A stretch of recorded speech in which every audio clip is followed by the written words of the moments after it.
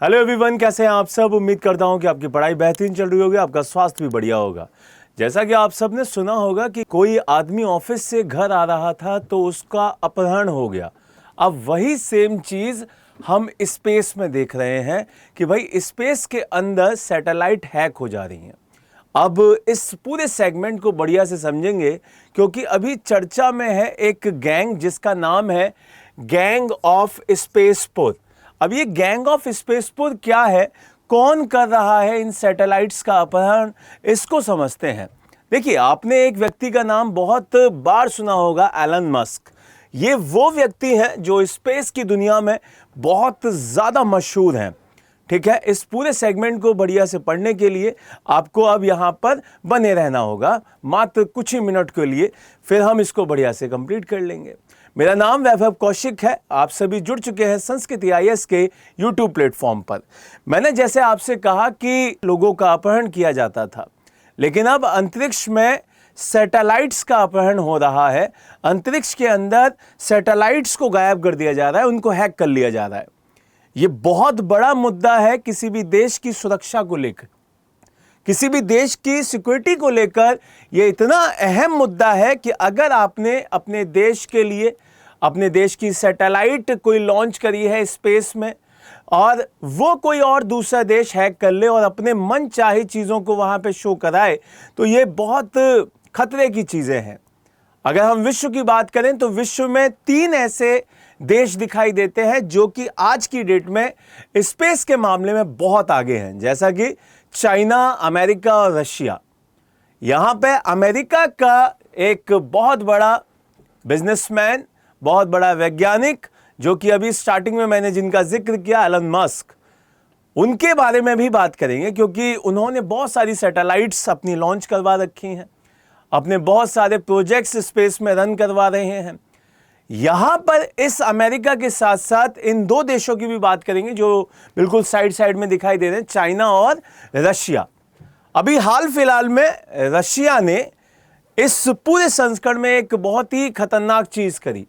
उन्होंने इन हजारों सैटेलाइट्स में से जो हमारे स्पेस में घूमती हैं, उन हजारों सैटेलाइट्स में से कुछ यूक्रेन की सैटेलाइट्स को हैक किया और यूक्रेन की सैटेलाइट्स को हैक करने के बाद वहां पर अपनी मनचाही चीजों को दिखाया, जिनमें से सबसे इंपॉर्टेंट था रशिया की स्वतंत्रता दिवस पे जो परेड होती है वो यूक्रेन में दिखाई गई।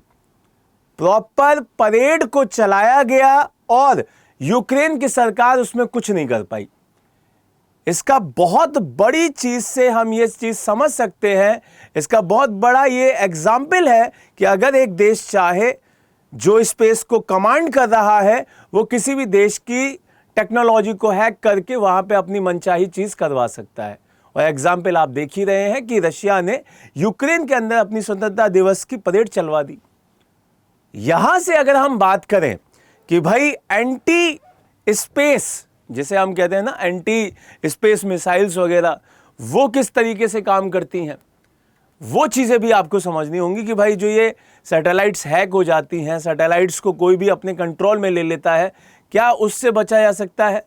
तो एंटी सैटेलाइट जो हैकिंग से बची जा सकती हैं, उनके बारे में भी पढ़ना होगा, उन चीज़ों को भी समझना होगा।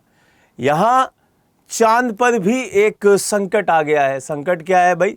संकट यह है कि कुछ रिपोर्ट्स में आपने पढ़ा होगा कि चांद के ऊपर ये तीनों देश अपने अपने प्रोजेक्ट स्टार्ट करने वाले हैं। अगर हम चांद की बात करें, मून की बात करें, ये तीनों देश अमेरिका, चीन और रूस, ये दोनों मिलकर एक प्रोजेक्ट स्टार्ट करने वाले हैं और अमेरिका भी वहां पर अपना एक प्रोजेक्ट स्टार्ट करने वाला है। और आप समझ सकते हैं जब आप किसी सैटेलाइट पर, क्योंकि मून एक सैटेलाइट है हमारा, और जिस सैटेलाइट की हम बात कर रहे हैं वो स्पेस की सैटेलाइट्स, वो आर्टिफिशियल सैटेलाइट्स होती हैं जिनके बारे में हम बात कर रहे थे।